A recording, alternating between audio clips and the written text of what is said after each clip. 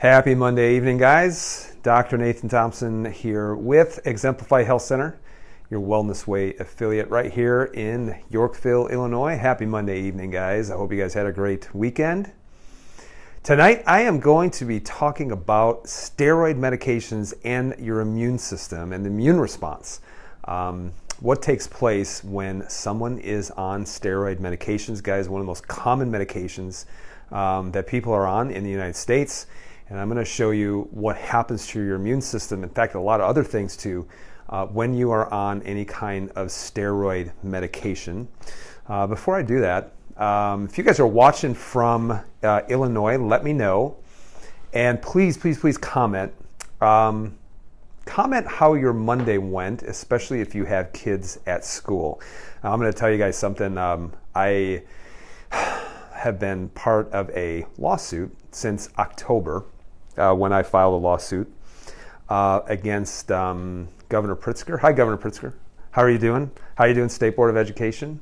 How are you doing, Illinois Department of Public Health? How are you guys doing? You guys are probably watching, among other school entities as well. But on Friday, we were able to obtain a temporary restraining order against mandated masking and testing in the 145 different school districts. It was an interesting day to say the least because kids in many districts were able to go to school without having to contact trace, having to mask or do anything. And man, I tell you what, people have been texting me all day about the horror stories that have been taking place with a lot of the school districts, superintendents, teachers who are actually can potentially be held in contempt for not following the temporary restraining order. It really is amazing how they have literally given the middle finger to the law. And in fact, when I get done after this, I have a pretty interesting email that I'm going to be sending to a principal and to a teacher for being downright abusive to one of my kids today. It's pretty amazing. I'm going to keep a level head with all of it, but it really is amazing that it was really just you have to follow the letter of the law when you are making these mandates, in which they haven't, and people are losing their minds. And I really have come to believe that Stockholm Syndrome does now exist because a lot of these people really have developed this infatuation and this love affair with the people who are abusing them. And people will fight to the end to try, when they realize that they're wrong, rather than just admit it and say, you know what, we've been wrong about this, they will fight to the very end in order to protect their narrative and to protect their ego. But I'll continue fighting. So if you guys are watching this, let me know in Illinois how your kid's day went in today. And it was a pretty interesting day. I have a lot of text responses too. And let's just say this, that lawyers are going to have a field day by the end of this week. All right. This is why I tell my oldest son maybe he should be a lawyer. All right. All right, guys. So getting into tonight's topic, steroid medications and your immune system. So let's talk about this. Let's also talk about, really, because this even has to go back with, today, because a teacher actually told my son, if you can believe this, because he wasn't wearing a mask today, said, you need to wear a mask, otherwise you'll kill my unborn baby, because she was pregnant. You can imagine that.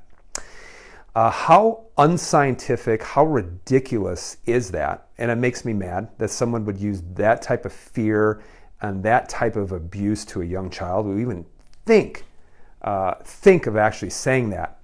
And the reason is because that person doesn't really know what science is. Because remember, we've always said you can test the immune responses. You really can.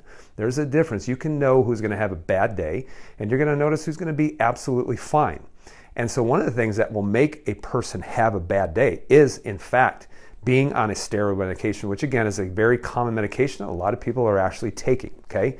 So the British Medical Journal, okay, where did I get this? Well, this is, again, the British Medical Journal, and here's what they said, because they've actually have done research to say how do people fare when they have been on a steroid medication, like a corticosteroid, prednisone, oral prednisone, inhaled, steroid medication, or even an injected medication. So British Medical Journal have actually studied this, and it was called Short-Term Use of Oral Corticosteroids and the Related Harms Among Adults in the United States. It's a population-based cohort study. So what they actually studied is 1.5 million Americans over the course of a couple of years. And here's what's amazing is that out of the people that they studied is that 21% of them had been given some kind of corticosteroid medication over the last 3 years. Guys, I'm going to tell you something. Somebody is making that up for me and my family because I have not been any kind of steroid medication in, 22 years. Nobody in my family has been on any kind of steroid medication. So 21% being on a steroid medication over a 3-year period. Here is what they found. Now, the most common use of being on an oral corticosteroid was for respiratory tract infections, spinal conditions, and allergies, okay? Now, you can imagine, because a lot of times people will go on a steroid when they get some kind of lung infection, whether it's pneumonia, bacterial pneumonia, viral pneumonia. Heck, actually, even some of the frontline doctors are recommending oral corticosteroids because they're calling it a cytokine storm, which I don't agree with at all, because all it is you have an insufficiency of the immune system, and once you actually have to rely on a different part of the immune system, it's just the immune system catching up, that really the innate immune system was insufficient, and other parts of the immune system had to catch up very quickly in order to start to suppress the infection. So even some frontline doctors are recommending oral corticosteroids, which is basically, guys, all it is an immunosuppressant. And so the other thing is that the amount of people that are getting steroid injections for herniated disc, chronic pain, things like that. I mean, how many times a doctor doesn't actually even try to figure out why someone has a herniated disc or why they're having chronic spinal pain, for example, and they just say, we're going to give you a steroid injection and let's just see what happens after 4 to 6 weeks. Basically what they're saying is let's just calm down the immune system, let's stop the immune system doing the job that it was designed to do, and let's just hope it just goes away and that you're eventually happy. And then also allergies, guys, you know how many people today have allergies. It is an unbelievable amount, including, it used to be me growing up, as I had terrible, terrible allergies as well. I spent literally a third of my life, being on antihistamines and feeling drowsy and really sleepy. So this is very, very common. Again, literally 21% of people in the United States over the last 3 years have been on something that is inhibiting a normal immune response. It's basically knocking out the immune system, the thing that was designed to actually keep you well and to prevent infection. Okay? Now, here's where they started to, where they said, here's where you had increased rates of certain things just from being on 30 days of corticosteroids. Sepsis, which is basically a systemic infection, which means I became immunocompromised. Venous thromboembolisms, which means basically in the veins, you are going to develop blood clots. Those blood clots, as they return back to the heart, to the lungs, a lot of times what happens is it will cause problems in the lungs, and certain parts of the lung tissue will die, and you won't be able to get enough oxygen. And basically what happens is you suffocate because the lung tissue actually starts to die. And another one too is actually fracture. So fracture is very, very common because especially if you're doing injected corticosteroids, it will cause an increase in bone demineralization. It will interfere with the absorption of calcium. But really what it does is it causes an increased risk of the bone demineralizing, and you go on it. This is why they say, hey, we can only inject you in this area no more than 3 times, or else you're just going to get some kind of fracture or compression fracture, especially when you're talking about the spine. So they saw that there was a significant increase when this was happening. And so the conclusion from the British Medical Journal is they said 1 in 5 Americans adults in a commercially insured plan were given prescriptions for short-term use of oral corticosteroids during a 3-year period with an associated increased risk of adverse events. So guys, there is no drug out there that is considered benign. Like, oh, there's no side effects. Guys, if you really knew how many side effects, in fact, a lot of the times when dealing with patients, I actually have to go and look at all the different medications just to see if some of the issues that they're having is really a side effect of another medication, if it's causing a secondary thing. So people are coming in with certain symptoms and I'm like, guys, this is a side effect of the medication. Even with statin drugs or cholesterol lowering drugs, and people are coming in saying, oh, my joints hurt and I'm having, tightness, I'm having muscle spasms, or I'm having neuropathy, guys. Some of these things are actually caused by the medication itself. And doctors actually aren't even trained to even start to recognize this because so many people are coming in with what's known as polypharmacy and they're on 3, 4, 5 different medications. There's never been a doctor who's actually sat down and said, let's look at some of these things are actually interacting and are causing some of the symptoms that you're having right now. I believe, guys, that medicine has become so lazy in the treatment and the approach of helping sick people get well. It is just cover it up, shut up, and go home, and hopefully that takes care of it, or hopefully that will just placate you enough so that you just don't come back. Okay?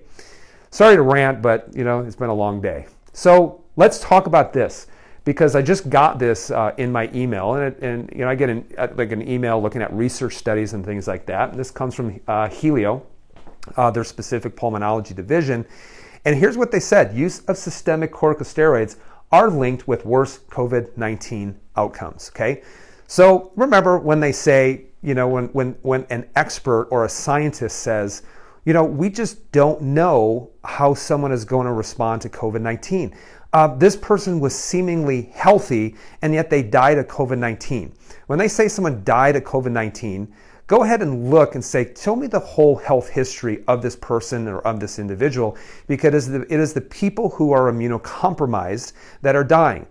Not that COVID-19 is any more nefarious than any other virus, because if someone is immunocompromised, a cold virus or flu virus could very well kill them as well. And when you look at the number of people that have died, they've realized they've all had comorbidities. They've all have been immunocompromised for one reason or the other. A lot of it has to be just with the amount of type 2 diabetes, being on blood pressure medications, obesity. But the other thing is there's a lot of people that are affected by it are the ones who are immunocompromised that are actually medically induced in being immunocompromised, which means that they've undergone chemotherapy, which literally destroys the stem cells within the bone marrow, or they've been on a oral or systemic corticosteroid, which also knocks out the immune system. So where are people getting these corticosteroids, or where are people taking medications that are knocking out the immune system? So it's people who might have asthma.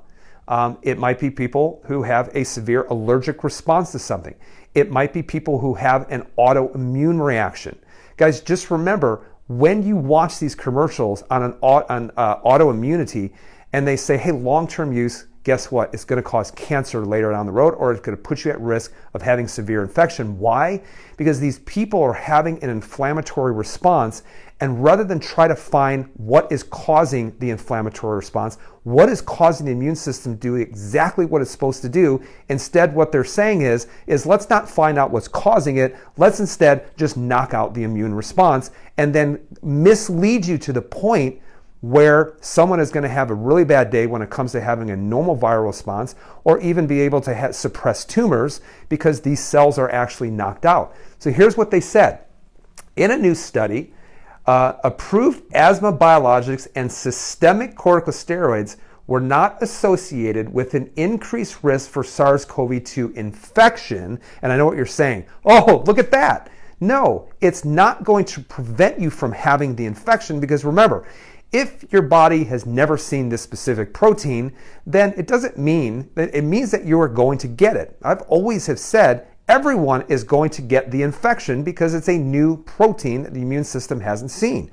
So we actually think now, oh my gosh, I have a fever for 12 hours. I must be deathly ill. That's the body's normal immune response to having an inflammatory reaction, speeding up metabolism, increasing what are known as inflammatory cytokines, and to get the body going in order to get the immune system and metabolism up to just start working harder. So it's not like we've actually have made a normal infection completely unnormal and we're scared to death of it.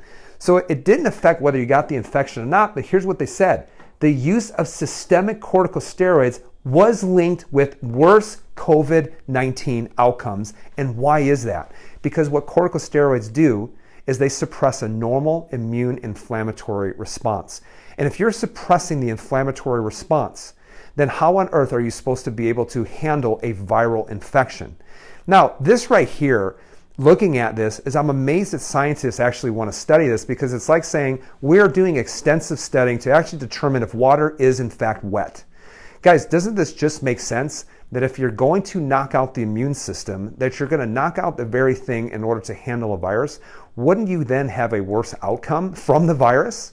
So this is kind of obvious, but I find it amazing that yes, they are verifying that, but it's almost like I said, it's like we did an intensive study, and yes, that gravity does in fact exist on the earth. So it's just common sense. So last week I did a talk and did a live video about here's how we look at the immune system from medicine. Here's what natural medicine, how it looks at the immune system. Here's the wellness approach. Here's how we look at the immune system, and here's how we look at it so differently. And even when it comes to this and the use of corticosteroids and things like this, we look at this differently. We're not saying that we need to knock out the immune system response. Instead, guys, what we're saying is we need to figure out why the body is inflamed. Why are the barriers inflamed?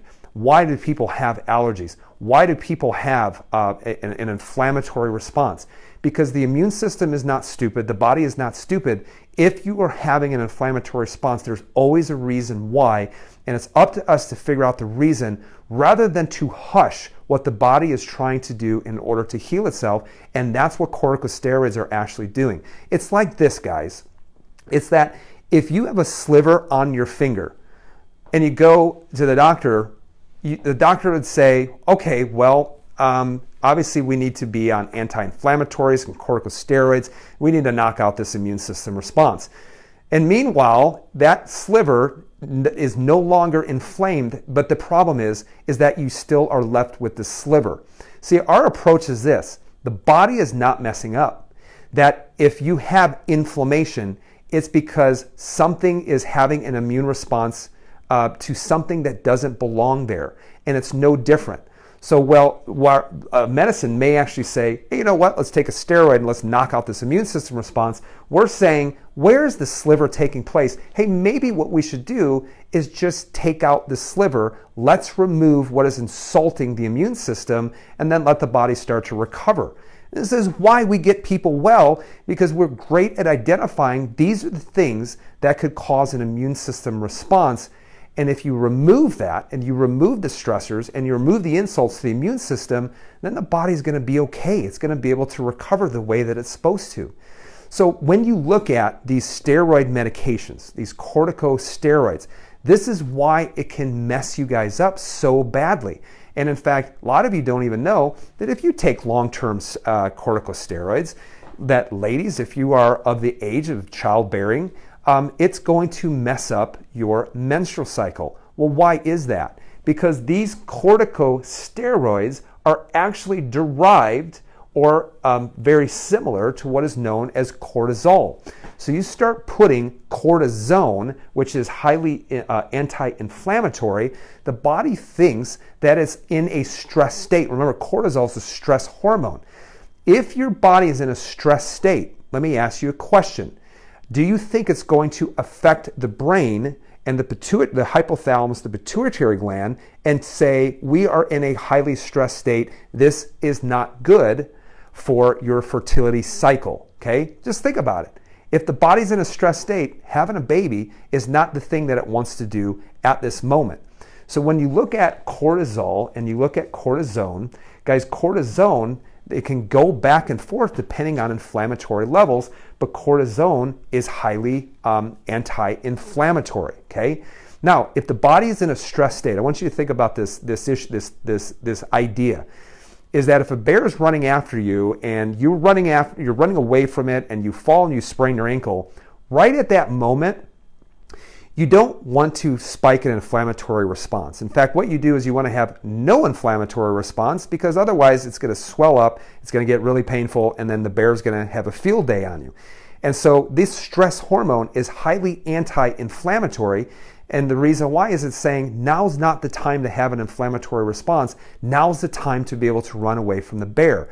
But I want you to think of it, when you start dumping this in either orally or to inject it, do you think it has another effect on other hormones, particularly things like progesterone? Absolutely, 100%. So guys, you can actually measure this. You can measure this. In fact, this is a Dutch test. In fact, I think we got this back probably about a week ago. But when you look at this is just like one page out of like 14 pages of the Dutch test, but you can actually measure a person's balance between cortisol stress hormone and cortisone, which is anti-inflammatory hormone, okay?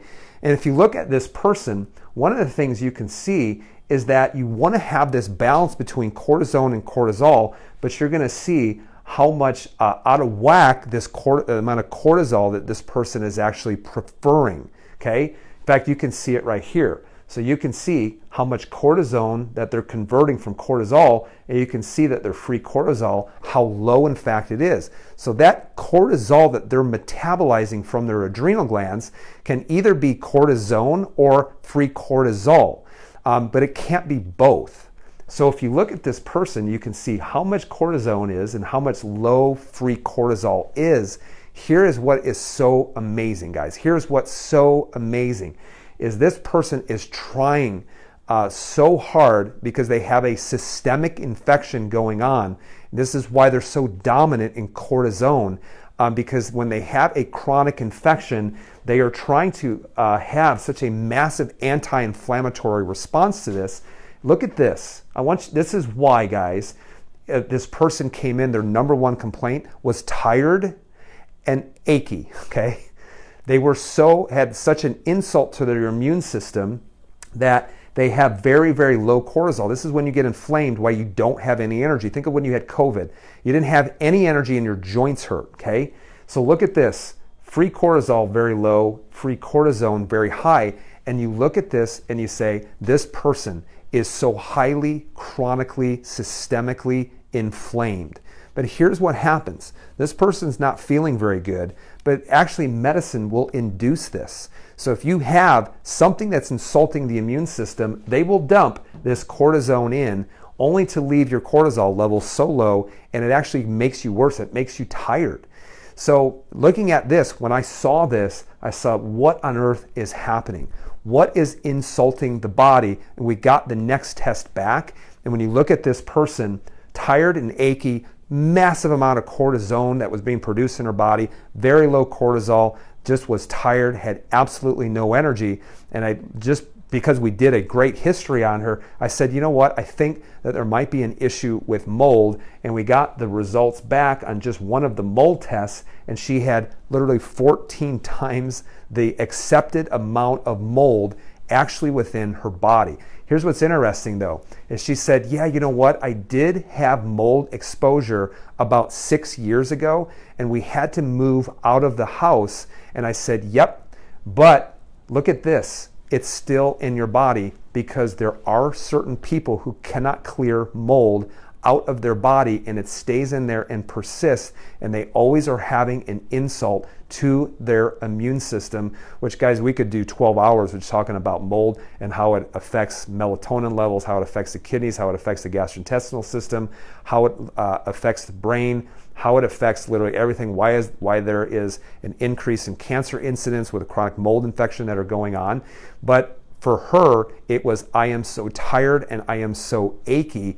But really underneath the surface, there's so many other issues that are in fact going on. So how do we get her well? One of the things you got to do is is help her to start to remove the mold from the body. There's a million things, especially in this instance, that you have to do slowly and that you have to do properly in order to start excreting it, obviously, out of the body, okay?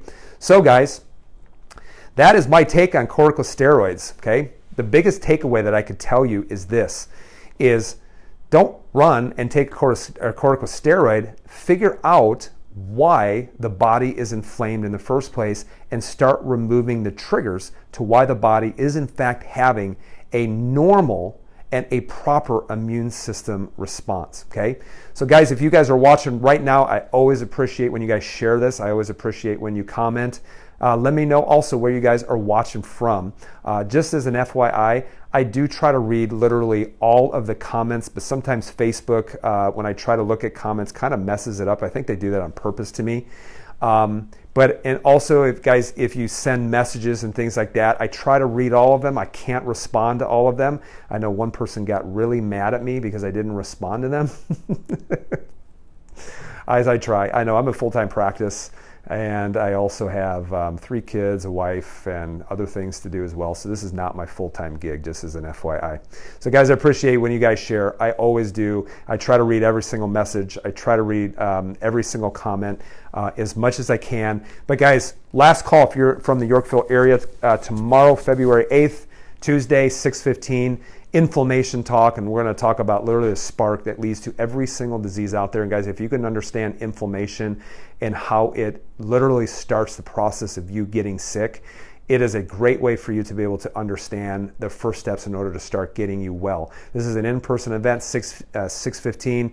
Go to the top of our page because we'll have the Eventbrite link for that. No, this is not a webinar at that time. Maybe down the road we'll introduce it again as a webinar. But if you're from the Yorkville area, last call to get registered. I think we have 1 or 2 more spots left. I think we cap it out at 20. We might be at 18 or 19 now. So make sure you get registered for it. I promise it will be worth it.